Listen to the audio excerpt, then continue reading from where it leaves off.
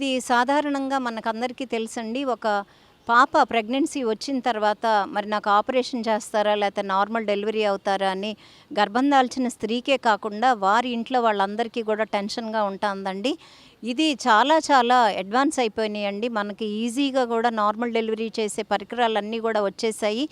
దానిలో మొట్టమొదట గర్భం దాల్చగానే మనం స్కానింగ్ తీసుకున్నప్పుడు మరి ఒక బిడ్డ ఉందా? ఇద్దరు బిడ్డలు ఉన్నారా? లేకపోతే సక్రమంగానే ఎదుగుతుందా లేదా అనేది తెలుస్తుంది. అలాగే టీఫా స్కాన్ అనేది తప్పనిసరిగా చేయించుకోవాలండి. 6 నెలల్లో అవయవాల స్కాను. ఇవన్నీ కూడా అవయవాల లోపాలు ఉన్నాయా లేదా తెలుస్తుంది. అలాగే 9వ నెల వచ్చేటప్పటికి లోపలున్న బిడ్డ సక్రమంగా అంటే శిరస్సు కిందకుందా లేకపోతే కాళ్ళు కిందకున్నాయా, బిడ్డ అడ్డం తిరిగిందా అనే విషయం కూడా 80% వివరాలు డాక్టర్ గారికి తెలిసిపోతాయండి.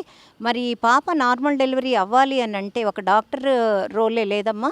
మీరు చిన్నప్పటి నుంచి పిల్లతోటి పనిపాటలు చేయించడం వెనక పరిస్థితి చూడండి. వాళ్ళు ఒంగుని ఇళ్ళ కళ్ళాబిలు చల్లటం, కసువులు ఉడచడం, అట్లా అని ముగ్గులేసేవారు. అంటే పెల్విక్ ఎక్సర్సైజెస్ ఉండే.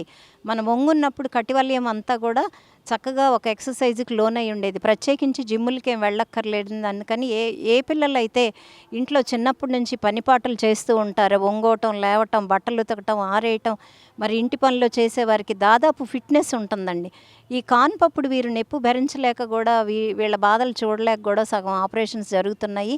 అలాగే మరి ఎంతసేపు పెయిన్స్ పడాలన్నా మరి వీళ్ళు ఓర్చుకుంటారా లేదా అనే కెపాసిటీ వీళ్ళల్లోనే ఉంటుంది. కాబట్టి మరి ప్రెగ్నెన్సీ రాకముందు నుంచి కూడా వీరు ఆ ఎక్సర్సైజెస్ అనేది చేయాలి. అలాగే ప్రెగ్నెన్సీ వచ్చాక ప్రత్యేకించి సాధారణ కాన్పుకి మంచి ఎక్సర్సైజెస్ ఉన్నాయండి.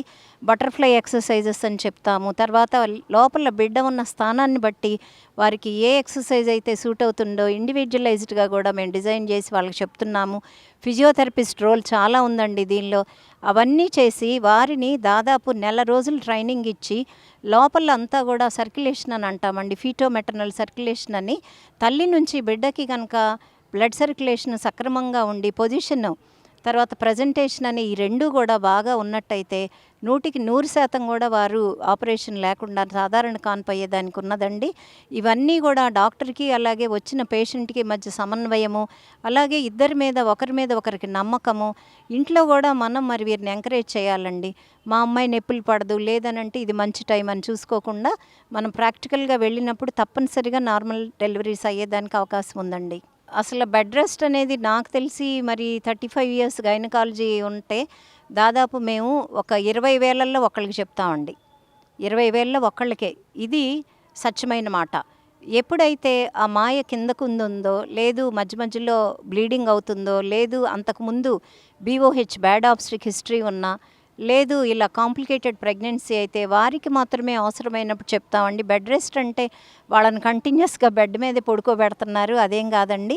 వాళ్ళు చక్కగా ఇంట్లో పనులు అంటే ఎంత పని చేస్తామండి. ఇప్పుడు అంతా గ్యాస్ స్టవ్లు వచ్చి చిన్న చిన్న పనులు అది అందరూ చేసుకోవచ్చు.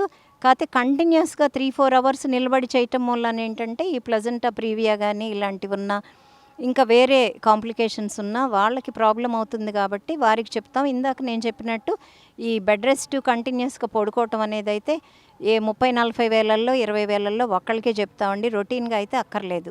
Like and subscribe Eagle Health and Beauty.